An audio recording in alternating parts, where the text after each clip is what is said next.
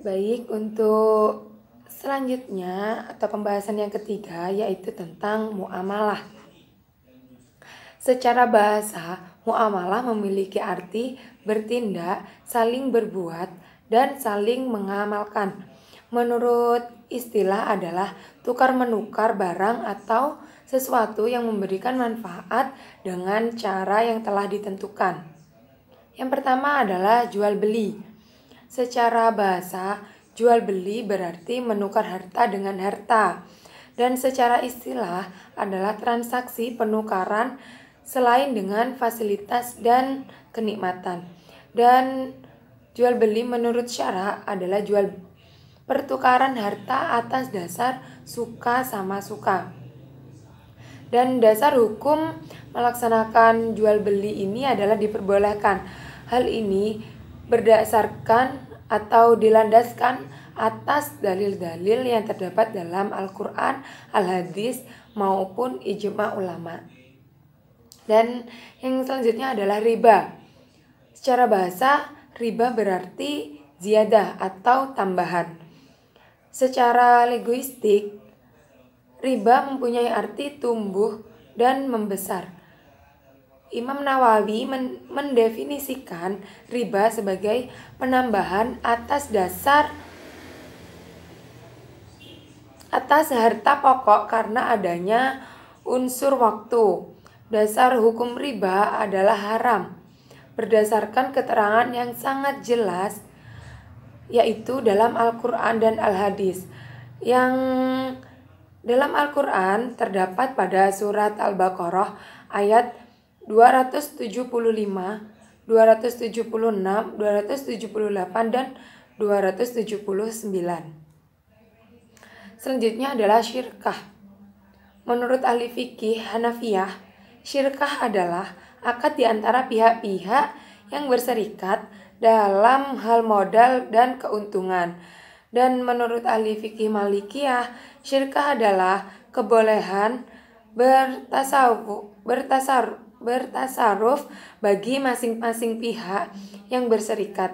Maksudnya, masing-masing pihak di sini adalah saling memberikan izin kepada pihak lain dalam mentasarufkan harta syirkahnya.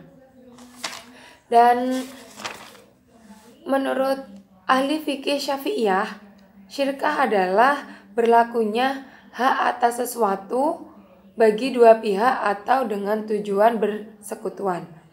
Islam telah membenarkan seseorang muslim untuk menggunakan hartanya, baik sendiri ataupun kerjasama. Selanjutnya adalah mudharabah.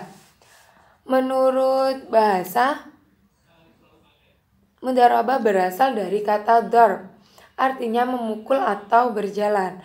Dan pengertian mudharabah sendiri menurut ahli fikih adalah pemilik harta atau modal menyerahkan modal kepada pengusaha untuk berdagang dengan modal tersebut. Dan laba dibagi di antara keduanya berdasarkan syarat dan perjanjian yang telah disepakati oleh kedua belah pihak tersebut. Selanjutnya adalah ijarah.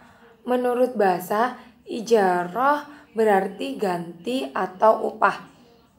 Dalam arti luas, ijarah bermakna suatu akad yang berisi penukaran manfaat sesuatu dengan jalan memberikan imbalan dalam jumlah tertentu. Hal ini sama artinya dengan menjual manfaat suatu benda, bukan menjual ain dari suatu benda itu sendiri. Selanjutnya adalah ariyah. Secara bahasa, ariyah berarti pinjaman. Para ulama mendefinisikan ariyah sebagai pembolehan oleh seseorang untuk dimanfaatkan hartanya atau harta miliknya oleh orang lain tanpa diharuskan memberikan imbalan. Dan ariyah merupakan transaksi muamalah yang murni tanpa adanya unsur komersial. Hukum melaksanakan ariyah sendiri dalam agama Islam adalah dianjurkan. Dan selanjutnya yaitu arahan. Arhon adalah menahan salah satu harta milik si peminjam atas pinjaman yang diterimanya. Dan barang yang ditahan tersebut memiliki nilai ekonomis. Dengan demikian, pihak yang menahan barang tersebut memperoleh jaminan untuk dapat mengambil kembali seluruh atau sebagian piutangnya.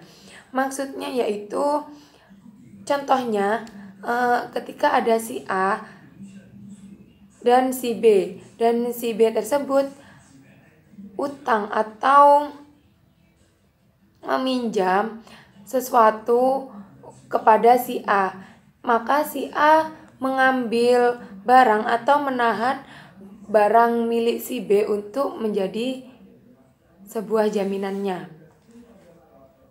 Dan yang terakhir adalah ji'alah. Ji'alah adalah memberikan upah kepada orang yang telah melakukan pekerjaan untuknya.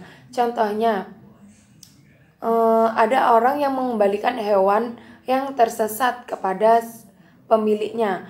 Dan juga contohnya mengembalikan seorang budak yang kabur dari majikannya. Mungkin cukup itu yang dapat saya sampaikan. Kurang lebihnya mohon maaf. Wassalamualaikum warahmatullahi wabarakatuh.